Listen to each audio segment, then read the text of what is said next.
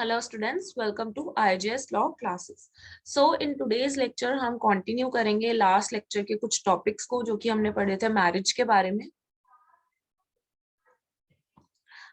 तो हम इम्पेडिमेंट्स की बात कर रहे थे, राइट?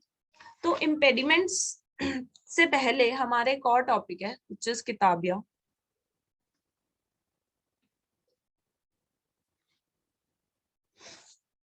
राइट, तो अभी तक हमने कवर किया था who can give consent and essentials of marriage, right. इसके बाद हम इम्पेडिमेंट्स कवर करने वाले हैं। उससे पहले हम कुछ टॉपिक्स को देखेंगे।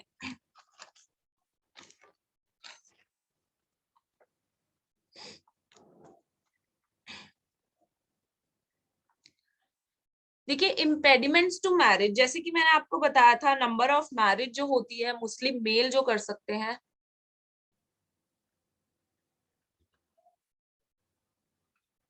नंबर ऑफ मैरिज से रिलेटेड भी एक इम्पेडिमेंट होता है, राइट। नंबर ऑफ मैरिज कितने कर सकते हैं मुस्लिम mail?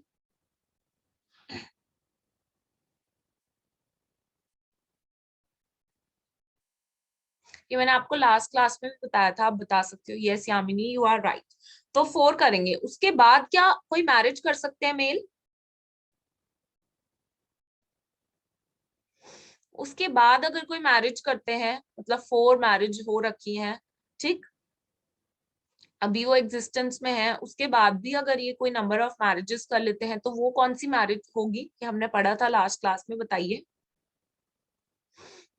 Ma'am, they can perform fifth marriage, but under Sunni law, it will be considered as an irregular marriage, या, and under Shia law, it will be void. Okay, you are right.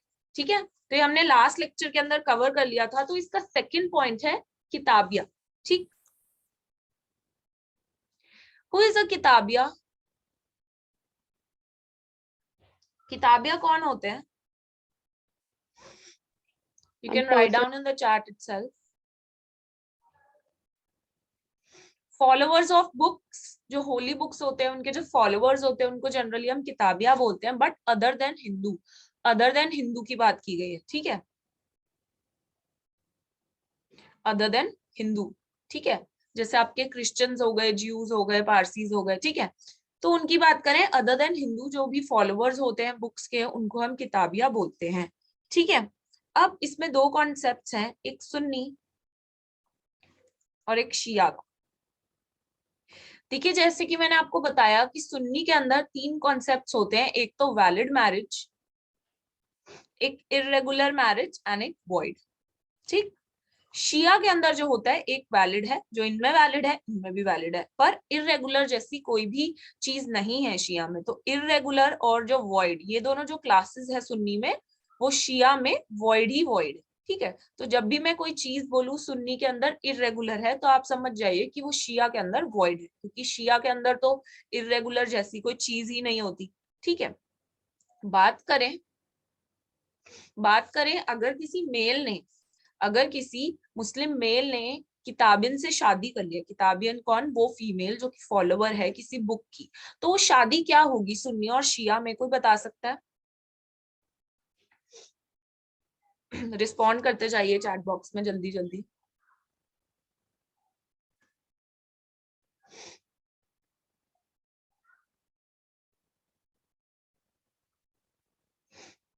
अगर कोई mail, मुस्लिम mail अगर शादी करता है किताबियन से, तो सुन्नी और शिया के अंदर क्या होगी? देखिए, सुन्नी के अंदर अगर कोई पर्सन शादी करता है किताबियन से, तो वो वैलिड होगी, ठीक। लेकिन अगर ये किसी नॉन किताबियन से शादी करता है,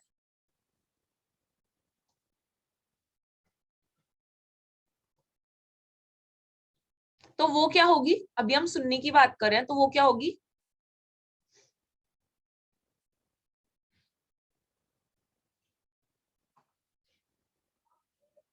इर्रेगुलर होगी, ठीक है, वो होगी इर्रेगुलर। तो ये कॉन्सेप्ट समझ आया। सुन्नी अगर किसी किताबियन से शादी करा है तो वो वैलिड है, लेकिन अगर नॉन किताबियन से शादी कर रहा है तो इररेगुलर है। अब इररेगुलर जैसा तो कोई कंसेप्ट है नहीं शिया में, तो मैंने आपको कहा था जहां पे भी मैं इररेगुलर लिख दूं समझ जाना कि वो क्या होगी शिया में। बताइए शिया में क्या होगी?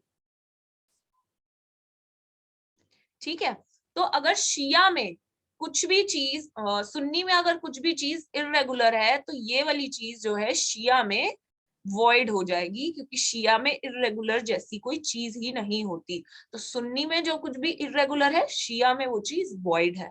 ठीक, तो बात यह है कि दोनों में ही अगर किताबियन से शादी की जाती है तो दोनों में ही वैलिड होती है, और नॉन किताबियन से अगर सुन्नी शादी कर ले तो इररेगुलर होती है।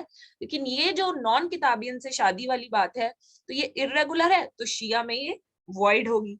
आई होप इतनी सी बात समझ है, समझ आ गई होगी।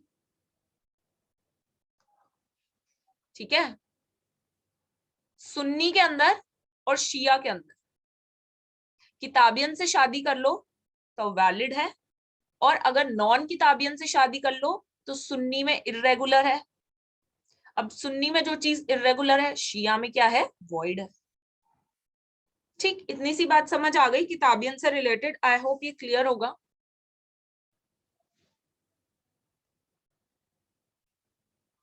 ठीक है, अब आगे चलते हैं, इम्पेडिमेंट्स पे ही रिलेशनशिप की बात करता है। रिलेशनशिप में कॉन्सैग्निटी,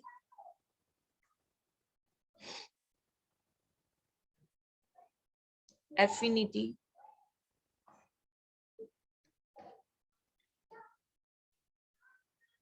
फॉस्टरेज। ठीक है, कोई बता सकता है इन तीनों का मतलब? कॉन्सैग्निटी, एफिनिटी और फॉस्टरेज क्या?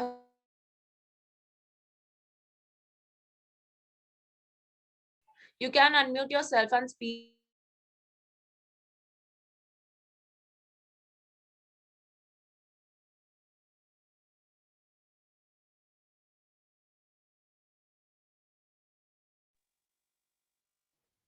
Ma'am, consanguinity means a relationship through blood, and affinity a relationship through marriage, and fosterage relationship with the woman who has fed the child when he was very मतलब he was very ठीक है, he was at the when he age was a child, जिस mother ने उसे feed किया है तो वो उस चाइल्ड की फॉस्टर एज मदर है, राइट।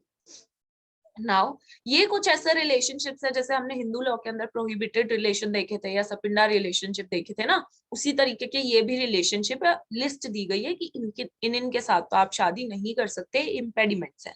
ठीक है, लेकिन कुछ एक्सेप्शन भी है कि इन केसेस में कर सकते हो। ठीक है, तो उन सब केसेस की हम बात करेंगे। सबसे पहले हम कॉन्जैग्निटी की बात कर रहे हैं, तो इसमें लिस्ट दी गई है। ठीक है, you can write it down और you can refer any book, whatever you want to do. देखिए, सबसे पहली बात तो ये है कि मदर और ग्रैंड मदर या high so ever great grand mother, great great grand mother, उनसे आप शादी नहीं कर सकते। दूसरी बात, आप अपनी ओन डॉटर से भी शादी नहीं कर सकते, ग्रैंड डॉटर से शादी नहीं कर सकते, एंड लो सो एवर यानी कि great grand daughter, great great grand daughter, ठीक है, उसके नीचे जो भी आ रही है सारी, उनसे भी आप शादी नहीं कर सकते। फिर आ जाती है आपकी सिस्टर, आप अपनी खुद की सिस्टर से भी शादी नहीं कर सकते।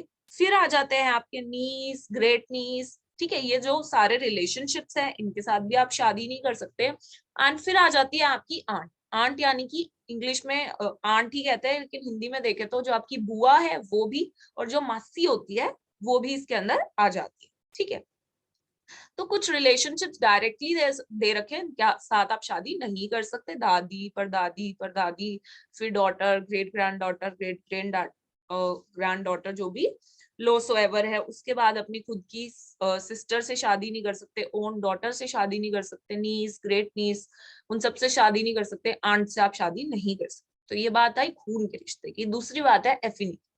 एफिनिटी मीन जिनसे शादी से रिश्ता जुड़ा हुआ है किसी का, उससे भी आप शादी नहीं कर सकते। जैसे कि आपकी कोई मेल है, उसके वाइफ की मदर से आप शादी नहीं कर सकते, वाइफ की ग्रैंड मदर से शादी नहीं कर सकते, वाइफ की डॉटर।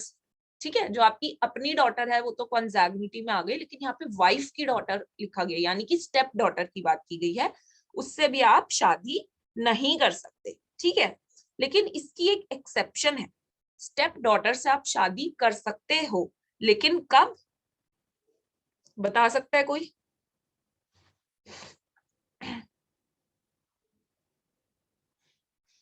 स्टेप डॉटर है, आपकी वाइफ की डॉटर है, उसके साथ आप वैसे तो शादी नहीं कर सकते, लेकिन एक एक्सेप्शन है जिसके अंदर आप शादी कर सकते हो। सोचिए वो एक्सेप्शन क्या होगी, कोई बता सकता है? Ma'am, when the marriage was not consummated. ठीक है, ठीक है, जब वाइफ के साथ मैरिज कॉन्ज्यूमेट नहीं हुई हो तब स्टेप डॉटर के साथ शादी हो सकती है, तो ये एक एक्सेप्शन है, लिख सकते हो आप। ठीक है, इसमें भी यही है, great step great grand daughter जो है उसके साथ भी आप शादी नहीं कर सकते। वाइफ ऑफ फादर के साथ, वाइफ ऑफ फादर क्यों लिखा है? क्योंकि स्टेप मदर की बात हो रही है, उसके साथ भी आप शादी नहीं कर सकते। वाइफ ऑफ पेरेंटल ग्रैंडफादर के साथ भी आप शादी नहीं कर सकते। खुद खुद के बेटे की वाइफ के साथ भी आप शादी नहीं कर सकते, वो तो आपकी बहू लगी।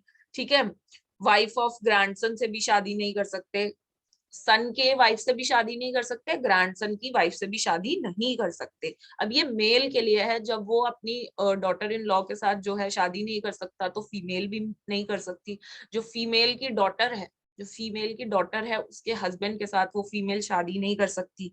ठीक है, जो डॉटर्स डॉटर हस्बैंड है, डॉटर्स डॉटर हस्बैंड है, उसके साथ भी फीमेल शादी नहीं कर सकती। ठीक है, तो ये लिस्ट है, डायरेक्टली आपको लर्न ही करनी पड़ेगी, जैसे प्रोहिबिटेड रिलेशनशिप्स थे उसके अंदर, हिंदू लॉ के अंदर। ठीक, उसके बाद फॉस्टर एज मदर आ जाती है। फॉस्टर एज मदर मतलब चाइल्ड की मदर की डेथ हो गई थी, उसके बाद जिस मदर ने उसे फीड कराया वो उस बच्चे की फॉस्टर एज मदर हो जाती है। आई होप ये वाला पॉइंट क्लियर होगा। देखिए, शिया के अंदर तो सीधा सीधा लिख दिया कि वॉइड होगी, फॉस्टर एज मदर के साथ आप शादी नहीं कर सकते। लेकिन सुन्नी के अंदर कहा है कि कुछ कुछ फॉस्टर एज मदर ऐसी हैं जिनके साथ आप शादी कर सकते हो। ठीक है, तो 4 कैटेगरीज बताई गई हैं कि पहली बात तो कि जो सिस्टर की फॉस्टर एज मदर है, आप अपनी फॉस्टर एज मदर से नहीं कर सकते, लेकिन सुन्नी के अंदर कुछ एक्सेप्शन है कि भाई अपनी सिस्टर की फॉस्टर एज मदर के साथ आप शादी कर सकते हो। दूसरी बात, फॉस्टर की सिस्टर की मदर से आप शादी कर सकते हो। फॉस्टर्स सन की सिस्टर से आप शादी कर सकते हो। फॉस्टर्स ब्रदर सिस्टर से आप शादी कर सकते हो। तो ये 4 रिलेशनशिप है जिसके साथ आप फॉस्टर एज के अंदर शादी कर सकते हो। ठीक है, ये लिस्ट भी आपको याद करनी पड़ेगी। ठीक है, देखो यहाँ पे फॉस्टर की ब्रदर की सिस्टर लिखा हुआ था, यहाँ पे सीधा भी तो लिख सकते थे कि फॉस्टर एज की बहन जो है, फॉस्टर एज की सिस्टर के साथ आप शादी कर सकते हो, लेकिन यहाँ लिखा गया फॉस्टर के ब्रदर की सिस्टर। लगी तो आपस में बहन, लेकिन वो सगी बहन नहीं है, इसलिए लिखा है फॉस्टर के ब्रदर की सिस्टर। ठीक है, सगी बहन होती तो सीधा लिख देते फॉस्टर्स सिस्टर।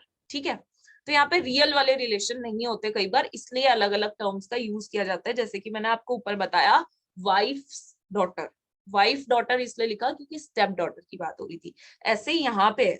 ठीक है, तो आपको ये कुछ चीजें देखनी पड़ेंगी। ठीक है, जहां पे सीधी सीधी टर्म यूज नहीं करी, ऑन डॉटर भी तो लिख सकते थे, पर वो उसकी खुद की डॉटर नहीं है ना, वाइफ की डॉटर है, इसलिए ऐसा लिखा गया क्योंकि वो स्टेप है। और यहाँ पे भी जो टर्म्स यूज की गई हैं, फॉस्टर्स ब्रदर सिस्टर। ठीक है, तो फॉस्टर सिस्टर ना लिख के फॉस्टर ब्रदर सिस्टर, क्योंकि वो दोनों आपस में जो है रियल नहीं है। ठीक है, तो इन चीजों को आपको देखना पड़ेगा, और फिर ये लिस्ट आप जो है कंजैग्युनिटी की, एफिनिटी की और फॉस्टर एज की स्टूडेंट्स, ये तो आपको लर्न ही करनी पड़ेगी, जैसे आपने हिंदू लॉ में प्रोहिबिटेड की लर्न की थी। ठीक है, थर्ड पॉइंट जो था हमारा रिलेशनशिप था। ठीक, इसके अंदर ये जो हमने फर्स्ट पॉइंट किया ये था एब्सोल्यूट इनकैपेसिटी। ठीक, एब्सोल्यूट इनकैपेसिटी रिलेशनशिप के अंदर पहला पॉइंट जो अभी हमने पढ़ा है वो है एब्सोल्यूट इनकैपेसिटी। और एब्सोल्यूट इनकैपेसिटी में हमने 3 चीजें देखी, कॉन्जैग्निटी, एफिनिटी एंड फॉस्टर एज। इनके अंदर तो आप शादी कर ही नहीं सकते, लेकिन फॉस्टर एज वाले में सुन्नी के अंदर कुछ एक्सेप्शंस दे रखी हैं कि आप कर सकते हो, लेकिन कौन कौन सी, फॉस्टर एज से, दूर की फॉस्टर एज के रिलेशनशिप से। तो 4 कैटेगरीज है that you have to learn. ठीक है, फिर रिलेशनशिप के अंदर ही, जैसा ये पहला पॉइंट था एब्सोल्यूट इनकैपेसिटी, रिलेशनशिप के अंदर ही दूसरा पॉइंट है हमारे पास relative incapacity.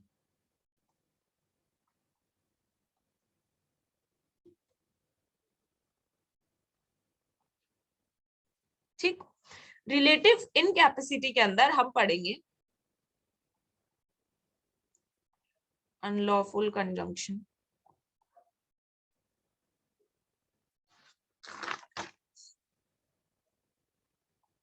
Polygamy, absence of proper witness. अगर ये आप पॉइंटर्स लिखना चाहो तो लिख सकते हो।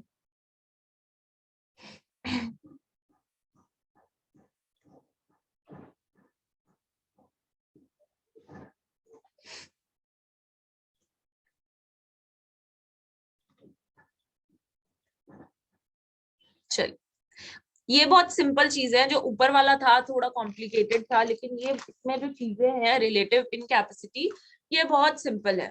ठीक है, कोई समझा सकता है इसको? Unlawful conjunction. देखिए, अनलॉफुल कंजंक्शन में सिंपल सी बात है कि जो आपकी वाइफ है, आप सेम दो ऐसी वाइफ से शादी नहीं कर सकते जो आपस में जिनका खून का रिश्ता है। जैसे कि आपने दो ऐसी लड़कियों से शादी कर ली सेम टाइम पे कि दोनों जो वाइफ्स हैं आपकी, वो जो हैं दोनों उनका खून का रिश्ता है, यानी कि दोनों बहनें हैं। तो आप ऐसी शादी नहीं कर सकते जहां पे एट अ सेम टाइम आप उन दोनों से शादी नहीं कर सकते। जैसे मैंने आपको एग्जांपल दिया, दोनों बहनें हैं तो दोनों से शादी कर ली आपने। अब वो रिलेटेड है आपस में एक दूसरे से बाय ब्लड, तो आप ऐसी same at a same time उन दोनों से आप शादी नहीं कर सकते। तो यही इम्पेडिमेंट आप पे लगा रहे हैं, रुकावट आप पे लगा रहे हैं अनलॉफुल कंजंक्शन। ठीक है, man cannot marry two wives at same time who are related to each other by consanguinity, affinity और fosterage। ठीक है, ऐसे दो लोगों से आप एक टाइम पे शादी नहीं कर सकते जो आपस में या तो consanguinity से रिलेटेड है, या affinity से रिलेटेड है, या फिर fosterage मदर से रिलेटेड है। ऐसे दो लोगों से आप एक टाइम पे शादी नहीं कर सकते। दूसरी बात आती है पॉलीगैमी। ठीक, पॉलीगैमी क्या है? मैंने आपको बताया था कि एक जो मैन है वो 4 शादी कर सकता है।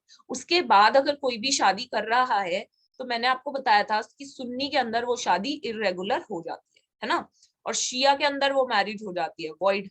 ठीक, ये तो वही बात है, सिंपल सी बात है, उसी को फर्दर एक्सप्लेन किया जाता है। ठीक है, लेकिन इसमें एक और बात है कि जो 4 मैरिज करने का राइट है ना, ये मुस्लिम मेल को मिल रहा है मुस्लिम लॉज के अंदर। ठीक है, लेकिन अगर उस मुस्लिम मेल ने स्पेशल मैरिज एक्ट के अंदर शादी करी, मुस्लिम मेल ने स्पेशल मैरिज एक्ट के अंदर शादी करी है, तो जो उसको मुस्लिम लॉ ये जो राइट दे रहा है ना 4 शादियां करने वाला, वो उसका चला जाता है, क्योंकि अब वो स्पेशल मैरिज एक्ट के अंदर चला गया। अब वो एक ही शादी कर सकता है, 4 शादी वो नहीं कर सकता, जो कि उसे अलाउ कर रहे थे मुस्लिम लॉज। तो ये भी एक समझने वाली बात है। ठीक है, अब जो तीसरा है वो है एब्सेंस ऑफ प्रॉपर विटनेस। ये मैंने आपको ऑलरेडी, जब हम विटनेस वाली बात कर रहे थे एसेंशियल्स ऑफ वैलिड मैरिज, उसके अंदर मैंने आपको बताया था कि शिया जो है मैरिज के टाइम पे कोई भी रिक्वायरमेंट नहीं रखता है ऑफ अ विटनेस, लेकिन जो सुन्नी है वो रखता है। ठीक, सुन्नी है वो कहता है कि प्रॉपर विटनेस होने चाहिए शादी के टाइम पे, लेकिन जो शिया है वो कहता है हमें शादी के टाइम पे कोई भी शिया कहता है कि हमें शादी के टाइम पे कोई भी विटनेस नहीं चाहिए। ठीक है, तो ये भी एक इम्पेडिमेंट है सुन्नी का, क्योंकि सुन्नी कहता है कि हमें शादी के टाइम पे प्रॉपर विटनेस चाहिए। अगर प्रॉपर विटनेस नहीं है तो शादी इररेगुलर है। ठीक है, फोर्थ पॉइंट इज रिलीजन। देखिए, रिलीजन में भी शिया और सुन्नी का अलग अलग कॉन्सेप्ट है।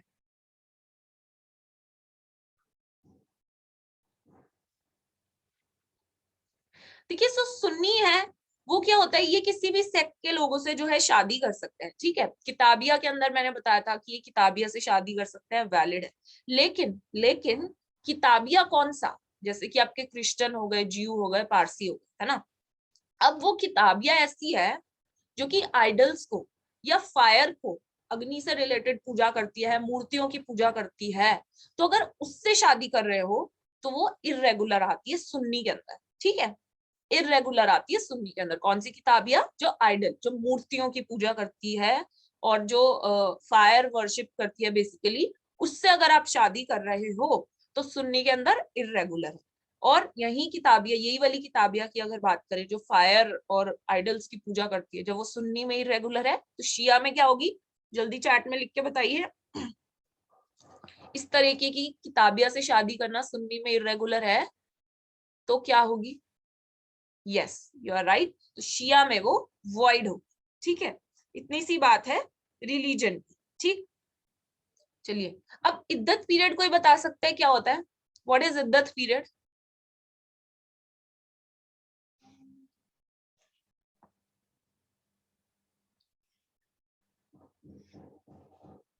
व्हाट इज It is इद्दत? a period which a woman has to observe either after divorce or after death of the husband.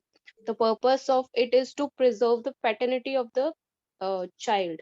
ठीक है, पर्पस क्या है इद्दत पीरियड का, कि पैटर्निटी को जानना है ऑफ द चाइल्ड। तो जब भी अगर विडोड वुमेन है या फिर उसका तलाक हो गया कि भाई वो प्रेग्नेंट थी या फिर नहीं भी थी प्रेग्नेंट लेकिन तलाक हो गया, तो उसके अलग अलग पीरियड्स बता रखे हैं कि इतने टाइम तक तो कम से कम वेट करना पड़ेगा, उसके बाद आप शादी कर सकते हो, ठीक है, उसके बाद आप शादी कर सकते हो, ठीक।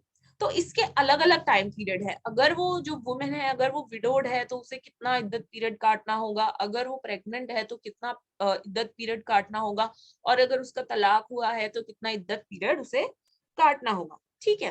देखिए अब इद्दत पीरियड का बोल रखा है कि आपको सेकंड मैरिज नहीं करनी, फिर भी अगर कोई वुमेन जो है सेकंड मैरिज कर लेती है ड्यूरिंग इद्दत पीरियड, तो उसकी और वो उस मेल की शादी क्या होगी, इर्रेगुलर होगी, किसमें, सुन्नी में, क्योंकि इर्रेगुलर का कॉन्सेप्ट कहाँ है, सिर्फ और सिर्फ सुन्नी में। अब सुन्नी में इर्रेगुलर है तो शिया में इस तरीके की मैरिज क्या होगी, जल्दी बताइए।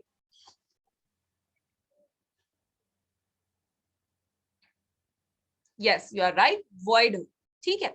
अब इद्दत पीरियड कितना रहता है वो इंपॉर्टेंट है, तो अगर कोई वुमेन विडोड है तो उसका इद्दत पीरियड रहता है 4 मंथ 10 डेज, 4 मंथ 10 डेज। और अगर कोई वुमेन प्रेग्नेंट है तो टिल द डिलीवरी, उसकी डिलीवरी तक इद्दत पीरियड रहता है। फिर अगर वो कोई डाइवोर्स्ड वुमेन है, उसका तलाक हुआ है, तो 3 कोर्सेज तक, 3 कोर्सेज कौन से, यानी कि मेंस्ट्रुएशन साइकिल की बात कर रहे हैं, ठीक है, 3 कोर्सेज तक उसको रुकना पड़ेगा। लेकिन अगर उसको फिर भी मेंस्ट्रुएशन पीरियड जो है उसका नहीं आता, तो 3 कोर्स के बाद, गुजर जाने के बाद भी उसे 3 मंथ्स का इद्दत पीरियड उसे काटना होगा, ठीक है। तो ये 3 टर्म्स है, विडोड वुमेन का 4 मंथ 10 डेज, और जो प्रेग्नेंट वुमेन है उसका टिल डिलीवरी, और जो तलाक जिसका हो रखा है, डाइवोर्स जो वुमेन है उसका 3 कोर्सेस, ठीक है, प्लस इन केस उसकी मेंस्ट्रुएशन साइकिल तब भी नहीं आती तो फिर उसका हो जा प्लस 3 मंथ्स उसके हो जाते हैं, ठीक है।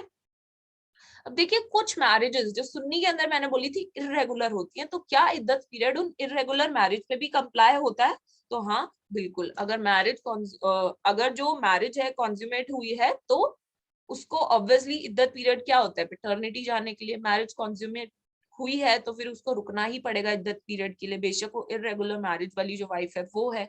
लेकिन अगर कोई फिजिकल रिलेशनशिप ही नहीं हुआ था तो क्या क्या जरूरत है इद्दत पीरियड काटने की, तो उस केस में इद्दत पीरियड में रुकने की जरूरत नहीं है। लेकिन अगर हस्बैंड की डेथ हो गई है तो उसमें हमें क्या पता चलेगा कॉन्ज्यूमेट हुई है या नहीं हुई, तो उसमें तो उसे इद्दत पीरियड काटना ही होगा, ठीक है। देखिए एक और दिक्कत आ जाती है कि पहले तो उस वुमेन का तलाक हुआ था, उस वुमेन का तलाक हुआ, वो अपना उसका टाइम पीरियड भी स्टार्ट ही हुआ था, थोड़ा सा उसका टाइम पीरियड कट गया, उसके बाद उस वो जो आदमी था उसकी क्या हो गई, डेथ हो गई, उस आदमी की जो है डेथ हो गई, तो फिर से ये क्या होगा, फिर से उसे एज अ विडो वाला जो टाइम था ना 4 महीने 10 दिन, अब उसके वो उसको काटने पड़ेंगे, ठीक है। तो ये थोड़ी सी टेक्निकल चीजें हैं, ये आपको देखनी पड़ेंगी कि भाई तलाक वाला टाइम काट रही थी, बस उसी टाइम अभी कंप्लीट नहीं हुआ था, उसी के बीच में वो चल रही थी, तो लेकिन वो विडो हो गई, फिर तो विडो वाले टाइम काटना पड़ेगा अब उसे 4 महीने 10 दिन, ठीक है। तो ये कुछ चीजें हैं जो आपको देखनी पड़ेगी। आई होप अब इद्दत पीरियड आपको प्रॉपरली समझ आ गया होगा। मेन जो इसके अंदर आपको याद रखना है वो याद रखना है टाइम पीरियड इद्दत पीरियड का, और ये याद रखना है इद्दत पीरियड के दौरान अगर सुन्नी लॉ के अंदर फिर भी शादी कर ली तो वो इर्रेगुलर हो जाता है, लेकिन शिया लॉ के अंदर तो जो इर्रेगुलर है वॉइड है, ठीक। और ये भी एक कॉन्सेप्ट है कि अगर दूसरा टाइम पीरियड काट रही थी लेकिन अगर उसके पति की डेथ हो जाती है तो वो विडो वाला जो है दूसरा टाइम पीरियड उसका स्टार्ट हो जाएगा, ठीक है। तो इतनी सी बात है। तो आई होप ये सारे पॉइंट्स आपको समझ आ गए होंगे। लॉफुल कंजंक्शन यानी कि दो वुमेन जो आपस में कॉन्सैग्निटी, एफिनिटी या फॉस्टरेज से रिलेटेड है, एक टाइम पे आप उन दोनों से शादी नहीं कर सकते। दूसरी बात पॉलीगैमी यानी कि 4 शादी की छूट है आपको, उसके अंदर आप 4 शादी करो, उससे ज्यादा करोगे तो सुन्नी के अंदर इरेगुलर है, शिया के अंदर वॉइड है। Absence of proper witness, Sunni मांगता है प्रॉपर विटनेस, अगर नहीं है तो शादी इरेगुलर हो जाती है, और इरेगुलर जो चीज है सुन्नी में, शिया में तो वॉइड ही वॉइड है। दूसरी बात रिलीजन की आ जाती है, जो कि मैंने आपको ऑलरेडी समझा दिया है कि फायर बॉक्स वाली किताबियत के साथ शादी कर रहा है तो वो जो है इरेगुलर हो जाती है सुन्नी के अंदर, ठीक है। और शिया के अंदर तो जो उसमें इरेगुलर है, इसके अंदर वॉइड ही वॉइड है। इद्दत पीरियड 3 तरीके का है, वो मैंने आपको बता दिया, और ये भी बताया सुन्नी के अंदर फिर भी शादी करते हैं तो इरेगुलर मान लेते हैं, लेकिन शिया के अंदर तो जो सुन्नी में इरेगुलर है वो शिया में वॉइड ही वॉइड है। आई गेस आपको समझ आ गया होगा, ठीक है। चलिए अब तीसरी चीज पे चलते हैं।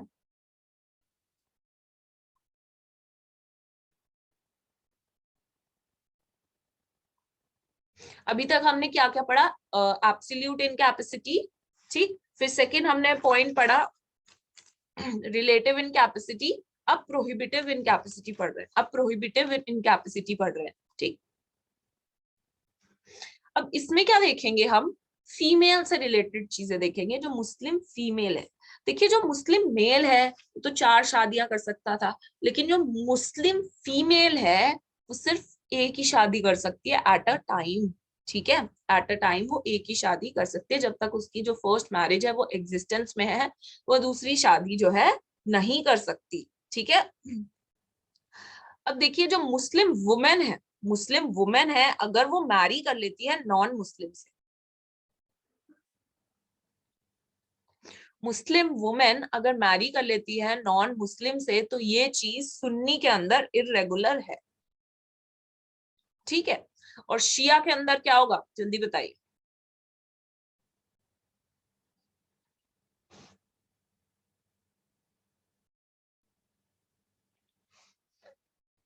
ठीक है, राइट। अब जो चीज सुन्नी में इरेगुलर है वो चीज जो है शिया के अंदर क्या रहेगी, वॉइड रहेगी। अगर कोई मुस्लिम फीमेल नॉन मुस्लिम से शादी कर रही है तो वो सुन्नी के अंदर इरेगुलर है और हमेशा इरेगुलर ही रहेगी, और सुन्नी के अंदर इरेगुलर है तो शिया के अंदर वो चीज वॉइड हो जाएगी। ये सिंपल सी बात है, ठीक है। ये जो थर्ड पॉइंट था प्रोहिबिटिव इनकैपेसिटी, ये बस इतना ही था, ये फीमेल की ही बात कर रहा था।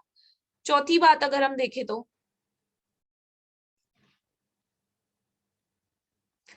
Directory incapacity. डायरेक्टरी इनकैपेसिटी, इसके अंदर जो चीज आ जाती है वो आ जाती है सबसे पहले तो प्रेग्नेंट जो लेडी है उससे रिलेटेड आ जाती है। दूसरी बात ट्रिपल तलाक,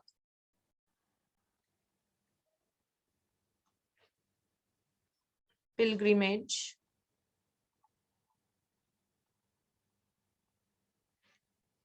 मैरिज विद सिक मैन।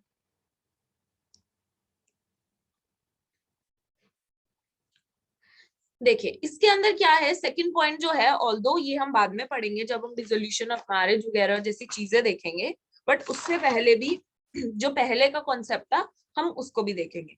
देखिए जो प्रेग्नेंट लेडी है, प्रेग्नेंट लेडी है, मैंने आपको बताया था जब मैंने आपको इद्दत पीरियड कराया था कि कोई प्रेग्नेंट लेडी है तो टिल द डिलीवरी वैसे तो वो शादी नहीं कर सकती है ना, लेकिन अगर उसने शादी कर ली है, फिर जो प्रेग्नेंट लेडी है वो रीमैरी नहीं कर सकती जब वो प्रेग्नेंट है, लेकिन उसने अगर शादी कर लिया, ये तो यू ऑलरेडी नो। बताइए, ये तो यू ऑलरेडी नो सुन्नी में क्या होगा और शिया में क्या होगा इसका कॉन्सिक्वेंस।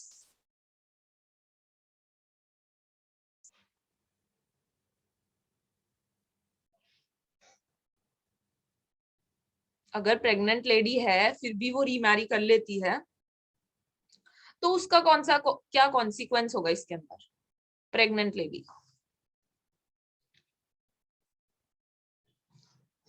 देखिए सुन्नी के अंदर ना फिर भी इसे इरेगुलर कह दिया, ठीक है, लेकिन सुन्नी के अंदर इसे इरेगुलर कहा है, लेकिन शिया के अंदर इसे वॉइड कहा है, ठीक है।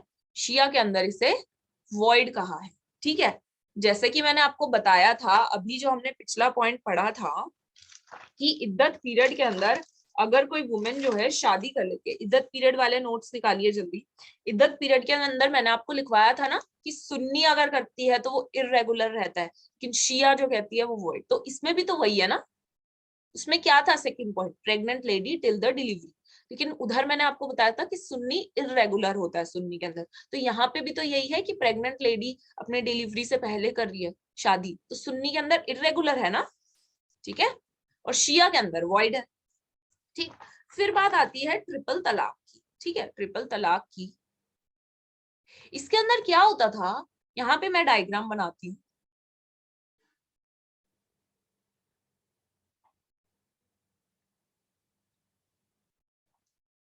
ठीक, ये बी है, ठीक, बी और ए है, ये इनके हस्बैंड है। ठीक, इन दोनों का हो गया डिवोर्स। अब अगर बी को ए से वापस रीमैरी करना है, रीयूनाइट करना है, तो बी को क्या करना है, पहले सी एक दूसरे मेल के साथ जो है शादी करनी है, कॉन्जुमेट करनी है शादी, और उसके बाद सी जो है बी को डिवोर्स देगा, तब बी जो है इससे वापस शादी कर सकती है। ठीक है, ये कॉन्सेप्ट समझ आ गया आपको? ठीक है, तो यही जो सेकंड पॉइंट है, ठीक है, अभी जो प्रेजेंट जो सिनारियोज हैं, जो केसेस हुए, वो हम बाद में देखेंगे, बट अभी हम मैरिज की बात करें। ठीक है, तो यही जो सिनारियो था, ये जो एक तरीके से इनका जो कस्टम था, ये था, इसकी बात कर रहे हैं सेकंड पॉइंट। आई होप ये डायग्राम से आपको समझ आया होगा। ठीक, तो इसी की बात हो रही है। अब जो ये सारा प्रोसीजर है, इसको आपको फॉलो करना है। अगर आपने फॉलो नहीं किया तो सुन्नी कहता है, अगर आपने फॉलो नहीं किया तो सुन्नी है, तो अपनी एक ही बात कह रहे हैं। क्या कह रहे हैं सुन्नी? सुन्नी के अंदर क्या होगी, ये मैरिज। अगर ये जो प्रोसीजर मैंने आपको बताया, ये अगर फुलफिल नहीं हुआ, तो ये जो चीज है, ये जो मैरिज है, बिना इस प्रोसीजर को कंप्लीट करे, सुन्नी के अंदर क्या होगी ये मैरिज? बताइए। राइट, सुन्नी के अंदर ये मैरिज होगी इर्रेगुलर। ठीक है, अब जो इर्रेगुलर है सुन्नी में, वो शिया में क्या होगी? शिया में वॉइड होगी। Yes, you are right. ठीक है, तीसरी बात है पिलग्रिमेज, जो तीरथ वगैरह पे जाते हैं मुस्लिम्स। ठीक है, पिलग्रिमेज है ना, हज वगैरह हो गया इनका एक तरीके से। तो पिलग्रिमेज पे जो जाते हैं मुस्लिम्स, तो उसमें भी इम्पेडिमेंट लगाया गया है कि पिलग्रिमेज पे जब आप गए होते हो, उस दौरान आप शादी नहीं कर सकते। लेकिन अगर आपने फिर भी शादी कर ली है, तो सुन्नी में वो क्या होगी और शिया में क्या होगी? बताइए। पिलग्रिमेज के अंदर डायरेक्ट किया जाता है, आप पिलग्रिमेज पे जब जाते हो तब आप शादी नहीं कर सकते, पर फिर भी अगर आपने शादी कर ली है तो शिया और सुन्नी दोनों उस शादी को क्या मान रहे हैं? Respond fast. ठीक है, सुन्नी उसको इर्रेगुलर ही मान रहा है, और जो सुन्नी इर्रेगुलर मान रहा है, तो शिया के अंदर है वॉइड। ठीक, चौथी बात, सिक मैन। जो सिक मैन है, अगर कोई बीमार जो व्यक्ति है, ठीक है, उसके साथ आप शादी कर रहे हो, किसी सिक मैन के साथ आप शादी कर रहे हो। ठीक है, ठीक है, इन सब के Muslim words I am not going to tell, ये आप रेफर कर सकते हो किसी भी बुक वगैरह से। ठीक है, क्योंकि प्रोनाउंसिएशन वगैरह की, स्पेलिंग एरर्स की दिक्कत ना हो, तो आप उसको बुक से जो है रेफर कर लीजिए। ठीक है, चौथी बात, जो सिक मैन है, अगर कोई बीमार व्यक्ति है, अगर उससे शादी की जाती है सुन्नी में, तो वो क्या होती है? सुन्नी के अंदर जो शादी की जाती है सिक मैन से, तो वो क्या होती है?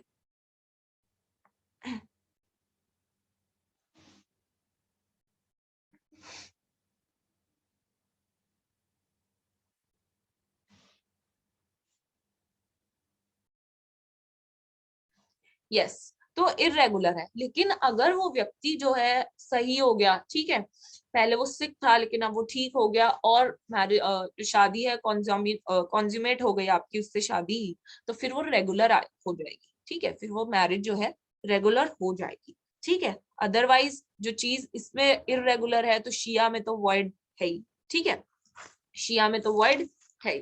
तो ये कॉन्सेप्ट था हमारा। ठीक है, डायरेक्ट। ठीक, आई होप ये डायरेक्टरी तक आपको समझ आ गया हो। ठीक है, फर्दर इसमें सिर्फ हम इंपॉर्टेंट बुलेट पॉइंट्स जो है वो डिस्कस करें। आपको कोई डाउट्स हो तो you can ask me, otherwise you can refer any other book also, जो भी मुस्लिम लॉ की बुक है आप उसको भी रेफर कर सकते हो, ठीक है। उसमें पूरा कंटेंट पढ़ेंगे तो जो डाउट्स वगैरह होंगे वो भी हट जाएंगे, अदरवाइज जो बुलेट्स हैं वो तो पढ़ ही रहे, ठीक है। अदरवाइज कोई भी डाउट वगैरह है तो you can refer any book of your choice, ठीक है।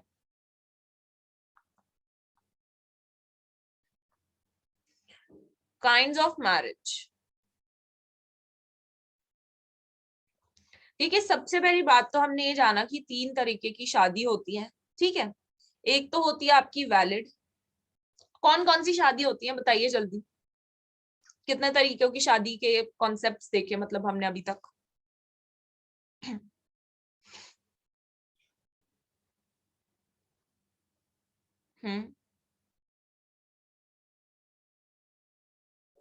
वैलिड, इररेगुलर, ठीक है, और वॉइड, ठीक है। जो वैलिड है वो तो है ही, उसमें तो सारे राइट सारी ड्यूटीज सब कुछ है। तो जो हमें जानना जो जरूरी हो जाता है वो है वॉइड और इररेगुलर मैरिज के क्या कॉन्सिक्वेंस होंगे, ठीक है। तो सबसे पहले हम यही देखेंगे कि क्या कॉन्सिक्वेंस होंगे इररेगुलर और वॉइड मैरिज के, ठीक है।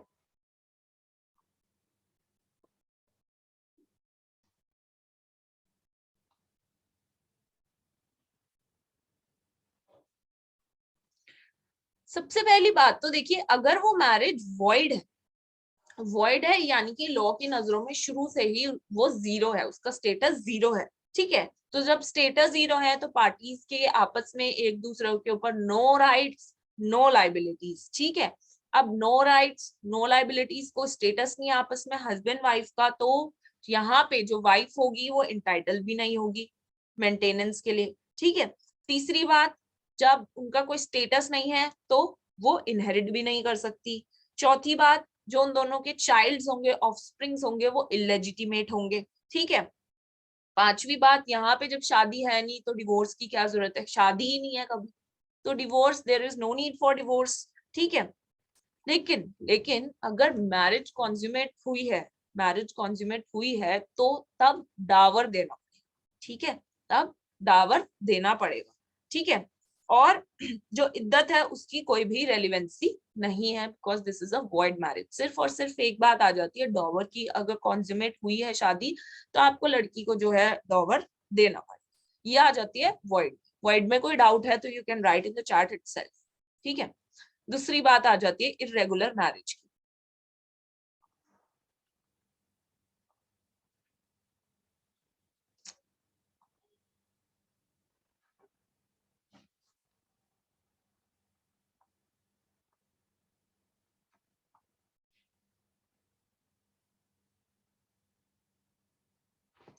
इद्दत की कोई रेलिवेंसी नहीं है वॉइड मैरिज में, ठीक है। इद्दत की कोई रेलिवेंसी नहीं है वॉइड मैरिज में, इसके अंदर, क्योंकि मैंने आपको पहले ही बताया कि वो चाइल्ड इलेजिटिमेट ही है, ठीक है। ऑलरेडी बोल रखा है इलेजिटिमेट है, तो इद्दत का तो कोई रेलिवेंसी है ही नहीं। पैटर्निटी हमने पहले ही कह दिया इलेजिटिमेट है, ठीक है।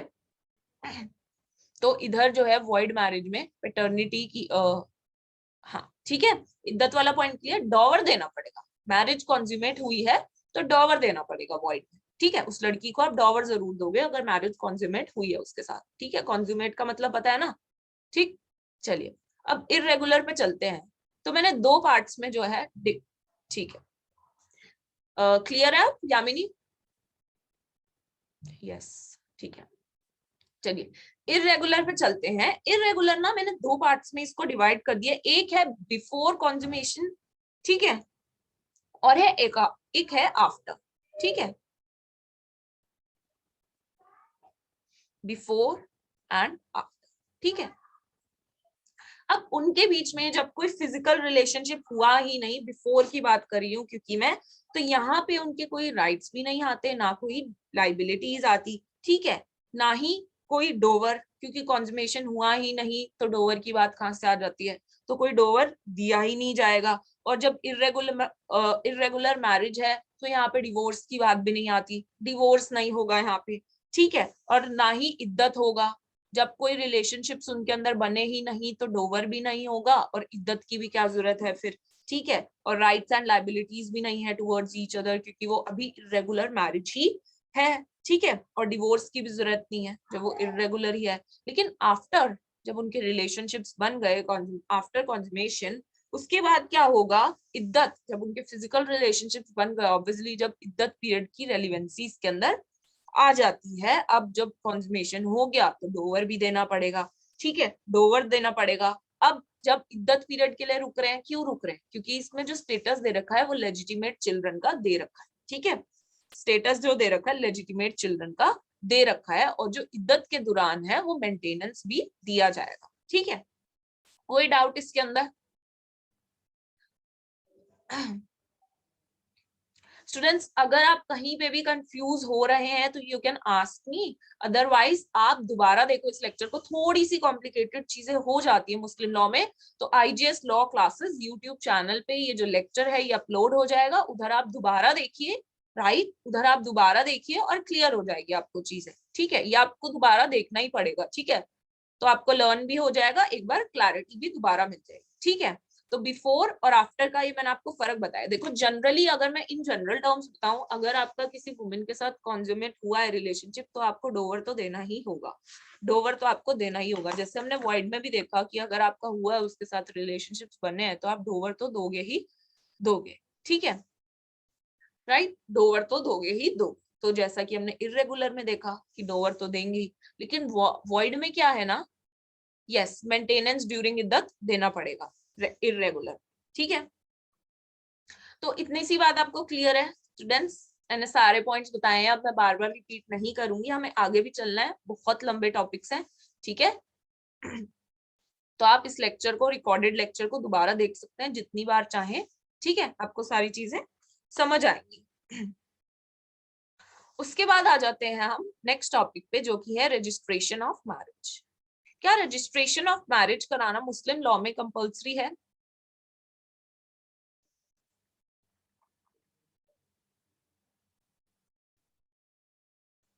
बताइए, रिस्पॉन्ड करते जाइए जल्दी जल्दी, तभी आपको समझ भी ज्यादा आएगा और आप एक्टिव भी रहेंगे। रिस्पॉन्ड करते चलिए। Yes, good Yamini. देखिए मुस्लिम लॉ में रजिस्ट्रेशन जो है मैंडेटरी नहीं, इट इज नॉट मैंडेटरी, ठीक है। तो इससे रिलेटेड एक केस भी है जो कि हमने हिंदू लॉ के अंदर भी पढ़ा था, ठीक है, जो कि है, कौन सा केस है बताइए रजिस्ट्रेशन से रिलेटेड, हिंदू लॉ के अंदर भी हमने पढ़ा था। Yes, good. Mute yourself please everyone.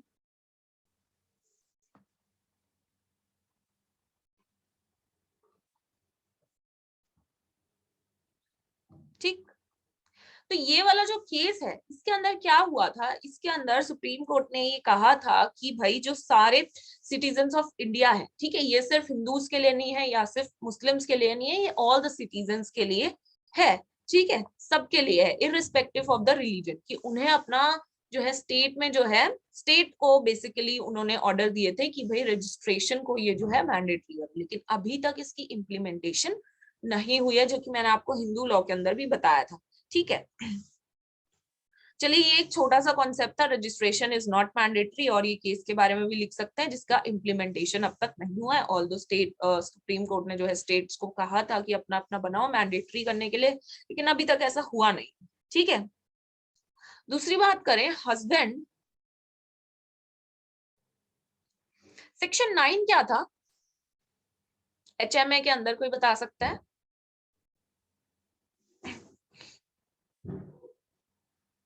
ठीक, RCR, गुड। RCR क्या होता है, अनम्यूट करके बोलिए। Restitution of conjugal rights. हाँ, वो तो फुल फॉर्म में को पता है, पर होता क्या है? Ma'am, when two spouses are living separately and one wants to bring back the other spouse, he approaches the court. ठीक है, तो उसके अंदर हमने कुछ डिफेंसेस भी पढ़े थे कि सामने वाली पार्टी कुछ डिफेंस ले सकती है अगर उसे नहीं आना, है ना, वो अलग था, ठीक है। इसके अंदर भी हम डिफेंस पढ़ेंगे, यू कैन म्यूट योरसेल्फ, ठीक है, आपने आंसर सही दिया।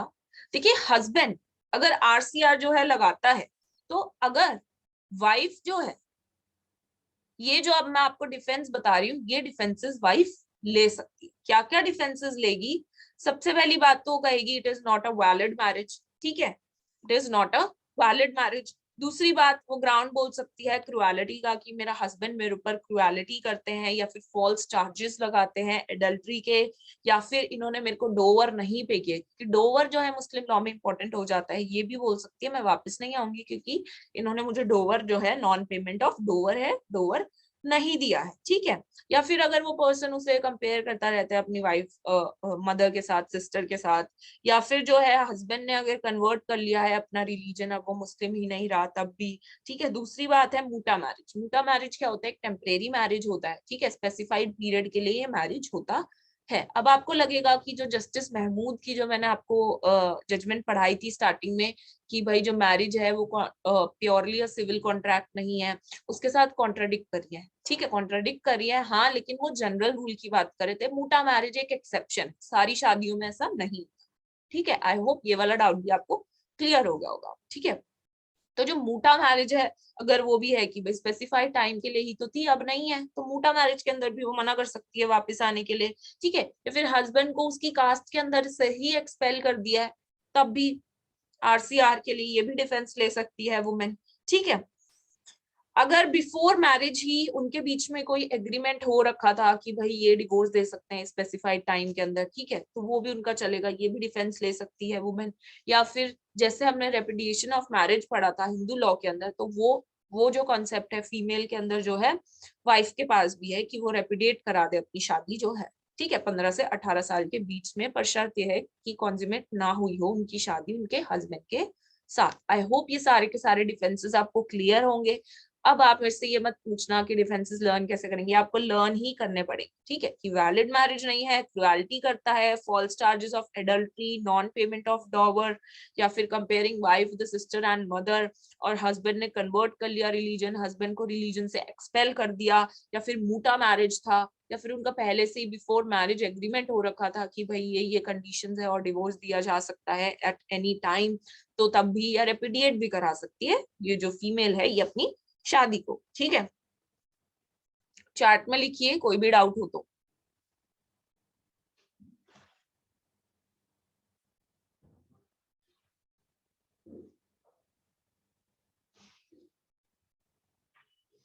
कोई डाउट?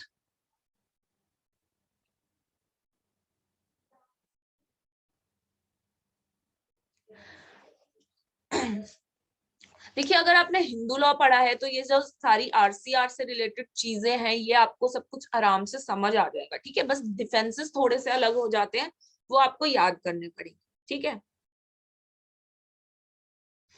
क्लियर है तो यस लिखिए, आगे चलती हूँ फिर जल्दी चार्ट के अंदर रिस्पॉन्ड करते चलिए।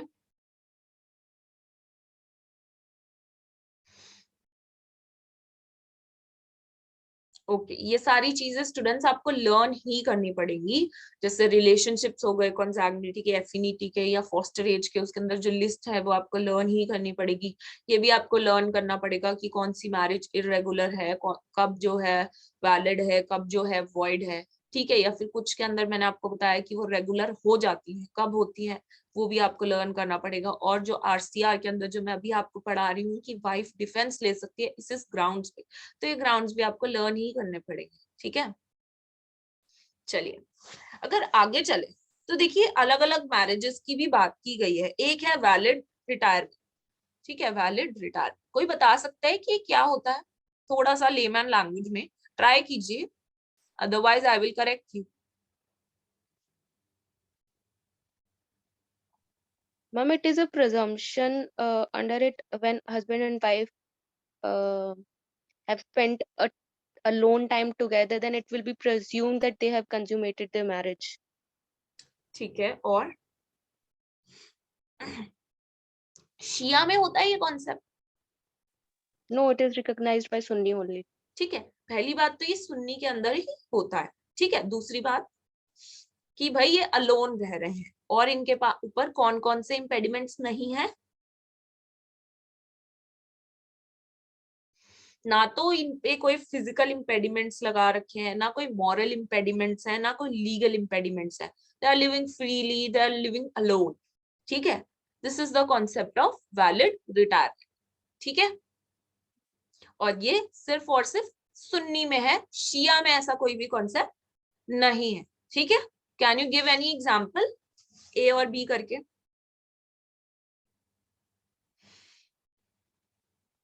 हाँ भाई यामिनी समझाइए, वैलिड रिटायरमेंट को एक्सप्लेन कीजिए। You were right.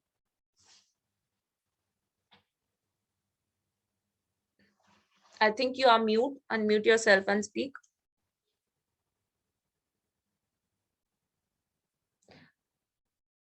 ठीक है, देखिए जब हस्बैंड वाइफ अलोन रह रहे हैं, कोई इम्पेडिमेंट्स नहीं है उनके पास ऊपर, बेसिकली उसको कहते हैं वैलिड रिटायरमेंट। और ये जो कॉन्सेप्ट है बेसिकली सिर्फ और सिर्फ सुन्नी में है, शिया में वैलिड रिटायरमेंट का कोई भी कॉन्सेप्ट नहीं है। इसमें क्या है, उनके ऊपर कोई भी फिजिकल इम्पेडिमेंट्स नहीं है, ना ही कोई मॉरल इम्पेडिमेंट्स है, ना ही कोई लीगल इम्पेडिमेंट्स है, कोई भी रुकावटें नहीं है। वो अकेले रह रहे हैं, अलग रह रहे हैं, तो दिस इज वैलिड रिटायरमेंट। इसको आप थोड़ा बहुत जो है मिला सकते हो लिव इन रिलेशनशिप से, ठीक है, थोड़ा बहुत, ठीक है। तो लेकिन ये इंपॉर्टेंट बात याद रखने की है कि ये सिर्फ सुन्नी के अंदर होता है और ये शिया के अंदर जो है ये कॉन्सेप्ट नहीं होता है, ठीक है। थोड़ा बहुत आप इसके बारे में पढ़ लेना, ठीक है, शॉर्ट नोट के लिए you can prepare it from any book. जो अभी तो मैंने आपको बुलेट्स बताया ना, ये सिर्फ आप बुलेट्स थोड़ी ना लिख के आओगे एग्जाम के लिए, तो आपको एक आंसर चाहिए, तो वो आप किसी बुक से पढ़िए, आपको थोड़ा सा टेक्स्ट भी समझ में आ जाएगा कैसे लिखना है, क्या लिखना है। आपको लिखना है कि ये सुन्नी के अंदर होता है, इसमें जो हस्बैंड वाइफ है वो अलोन रहते हैं, उनके ऊपर कोई भी इम्पेडिमेंट्स नहीं होते, और ये मैरिज शिया के अंदर नहीं होती है, ठीक है। दूसरी बात, एक और कॉन्सेप्ट आ जाता है जो कि is very important, it is मूटा मैरिज। मूटा मैरिज जो मैंने आपको जस्टिस महमूद की जो बताई थी जजमेंट स्टार्टिंग में लेक्चर 1 के अंदर, उसके अंदर मैंने आपको 3 पॉइंट्स बताए थे कि भाई बाकी सारे जजेस ने तो बोला कि भाई जो मुस्लिम मैरिज है वो प्योरली अ सिविल कॉन्ट्रैक्ट है, लेकिन जस्टिस महमूद ने कहा मानता हूं कि ये सिविल कॉन्ट्रैक्ट है, लेकिन ये प्योरली सिविल कॉन्ट्रैक्ट नहीं है, ठीक है। पहली बात तो इसमें कॉन्टिंजेंट कॉन्ट्रैक्ट्स नहीं होते, और लास्ट पॉइंट उन्होंने जो कहा था वो कहा था कि जो मैरिज है वो लिमिटेड पीरियड के लिए नहीं होती, ठीक है।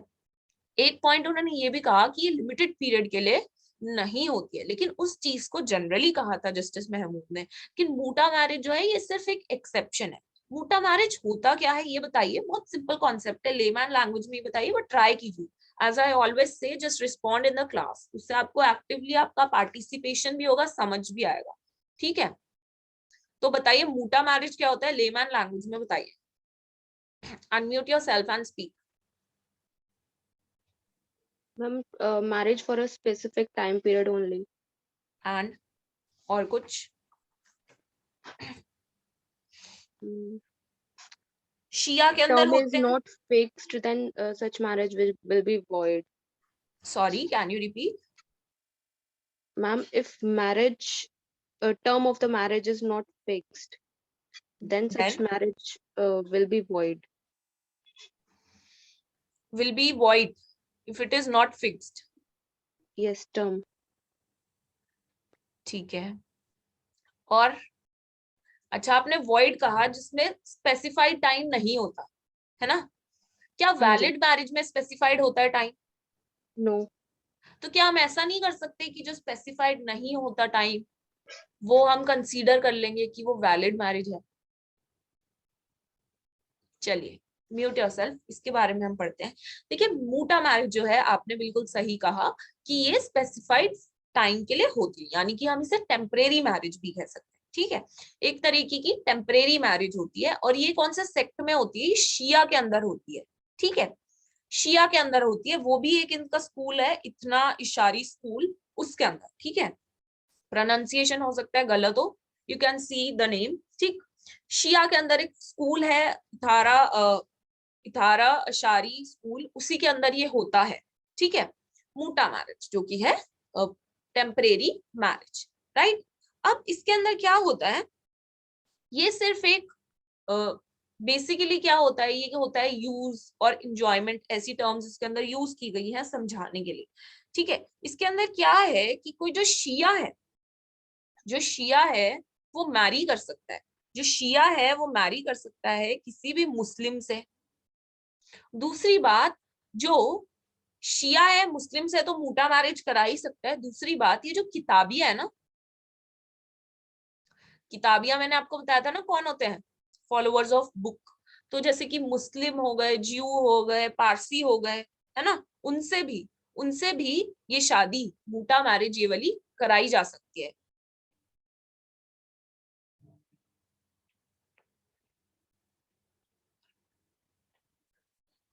इस कॉन्सेप्ट को मैं आपको बताऊंगी कि मूटा मैरिज के अंदर स्पेसिफाइड टाइम ना हो तो उसका इफेक्ट क्या होता है। ठीक है, पहले आप ये समझिए कि मूटा मैरिज होती क्या है। ठीक है, मूटा मैरिज शिया के अंदर होती है, उनके एक स्पेसिफाइड स्कूल के अंदर होती है। और किससे कर सकते हैं वो मूटा मैरिज? तो मुस्लिम से तो कर ही सकते हैं। दूसरी बात, जो किताबियां हैं जैसे कि आपके क्रिश्चियन है, ज्यू है, पारसी है, उनसे भी कर सकते हैं। इवन जो किताबियां जो है फायर वर्शिप वाली, उनसे भी की जा सकती है मूटा मैरिज। मूटा मैरिज के लिए हम बात करें किस किस से मैरी कर सकते हैं, तो मुस्लिम से, ज्यू से, क्रिश्चियन से, पारसी से, इनफैक्ट जो फायर वर्शिप करते हैं ना, उनसे भी शादी की जा सकती है, मूटा मैरिज की जा सकती है शिया। ये तो बात हो गई मेल की। ठीक है, लेकिन अगर हम फीमेल को देखें तो फीमेल जो है मूटा मैरिज सिर्फ और सिर्फ मुस्लिम से कर सकती है। जो मुस्लिम है वो सिर्फ मुस्लिम से मूटा मैरिज कर सकती है, वो नॉन मुस्लिम से मूटा मैरिज नहीं कर सकती। नॉन मुस्लिम से मूटा मैरिज नहीं कर सकती। ठीक है, देखिए अब मूटा मैरिज की कुछ कंडीशन, यहां तक समझ आया? यस लिखिए जल्दी से।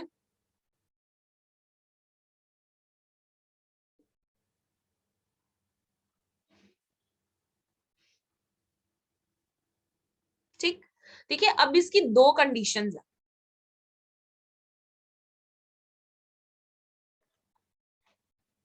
क्या दो कंडीशंस है मूटा मैरिज की, बताइए, अनम्यूट करके बोलिए।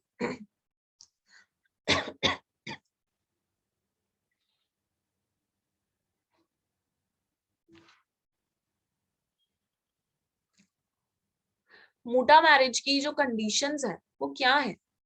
पहली बात तो फिक्स्ड टाइम होगा, टाइम पीरियड जो है फिक्स्ड होगा।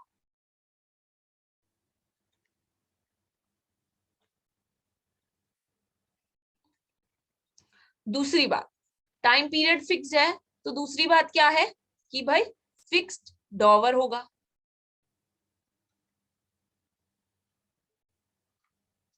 ठीक, अब टाइम पीरियड फिक्स्ड है, इससे अगर आप कम में, टाइम पीरियड है फिक्स्ड, फॉर एग्जांपल दे रही हूं मैं, 4 मंथ्स का जो है टाइम पीरियड फिक्स्ड है, और सिर्फ आपने 2 मंथ्स जो है मैरिज रखी, उसके बाद आप टर्मिनेट करना चाहते हो उस फीमेल से अपनी मूटा मैरिज को, तो जो रिमेनिंग पीरियड है ना, आपको उसके लिए कुछ उसको कोई गिफ्ट देना पड़ेगा। ठीक है, अब वो स्पेसिफाइड गिफ्ट नहीं है, वो कुछ भी हो सकता है। ठीक है, अगर जो टाइम जो था स्पेसिफाइड ज्यादा था, उससे पहले आपने टर्मिनेट कर दी, तो जो बाकी का टाइम है उसके लिए आपको उसको गिफ्ट देना पड़ेगा। ठीक है, एक तो ये पॉइंट। ठीक, अगर स्पेसिफाइड पीरियड से आप ज्यादा रह रहे हो, या स्पेसिफाइड पीरियड जो है फिक्स कर ही नहीं रखा आपने, फिक्स कर ही नहीं रखा, तो क्या वो मूटा मैरिज होगी या फिर वो वैलिड मैरिज बन जाएगी? बताइए।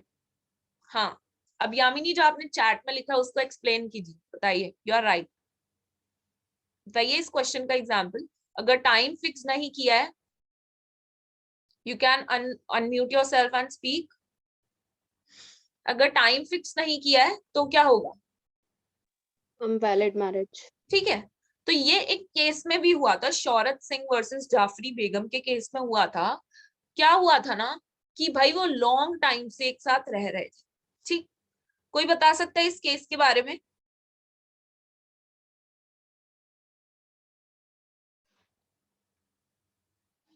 शौहरत सिंह वर्सेस जाफरी बेगम, उसमें भी यही हुआ था कि भाई वो लॉन्ग टाइम से एक साथ रह रहे थे, बस इसमें तो पीरियड स्पेसिफाइड है ना, आप उस पीरियड से ज्यादा रह रहे हो, उससे ज्यादा रह रहे हो, तो आपकी शादी जो है वैलिड मैरिज में कन्वर्ट हो जाएगी। ठीक है, ठीक, अब इस टॉपिक को, आज के लेक्चर को स्टूडेंट्स हम यहीं खत्म करते हैं। नेक्स्ट लेक्चर के अंदर थोड़ा बहुत अगर कुछ बच गया है मैरिज का, उसको हम कंटिन्यू करेंगे, और उसके बाद जो है हम कंटिन्यू करेंगे अपना डॉवर का टॉपिक। ठीक, स्टार्ट करेंगे डॉवर का topic. So this was all for today's lecture, students. अगर आपको lecture अच्छा लगा हो, so stay tuned with IJS Law classes. You can subscribe our YouTube channel also. Yeah, now let's meet in the next lecture.